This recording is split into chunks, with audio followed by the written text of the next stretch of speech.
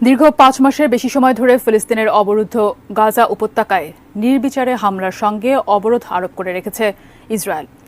Israeli হামলা ও অবরোধের কারণে সেখানে দুর্ভিক্ষের মতো অবস্থা বিরাজ করছে। না খেতে পেয়ে ফিলিস্তিনি শিশুরা তীব্র অপুষ্টিতে ভুগছে। পরিস্থিতি এমন ভয়াবহ পর্যায়ে পৌঁছেছে, অনাহারে শিশুদের গায়ে কান্না করার মতো শক্তিও নেই।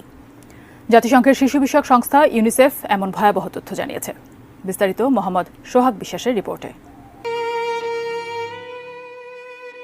রোববার ইউনিসেফের নির্বাহী পরিচালক ক্যাথরিন রাসেল মার্কিন টিভি নেটওয়ার্ক সিবিএস নিউজকে জানিয়েছেন, ৭ অক্টোবর থেকে গাজায় ১৩,০০০-এর বেশি শিশুকে হত্যা করেছে ইসরায়েল। আরও কয়েক হাজার শিশু আহত হয়েছে, অথবা এসব শিশু কোথায় আছে তাও নির্ধারণ করতে পারছে না। তারা ধ্বংসস্তূপের নিচে আটকা থাকতে পারে।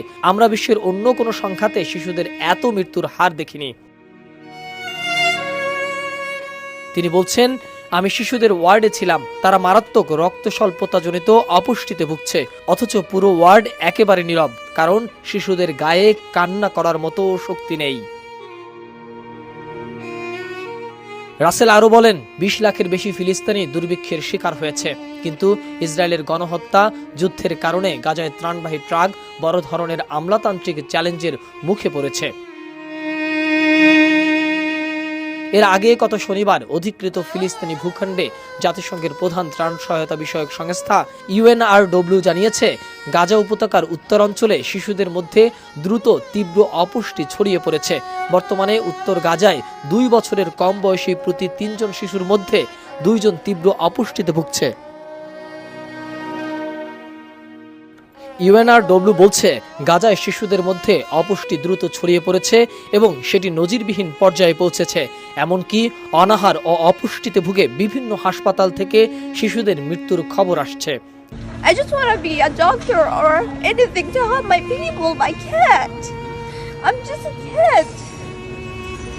I don't even know what to do. I get scared, but not really that much. I do anything for my people, but I don't know what to do. I'm just 10. I'm just 10. All of this, when I see it, I literally cry every day, saying to myself, why do we deserve this?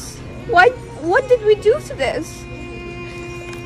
My family said they just hate us. They just don't like us because we are Muslims.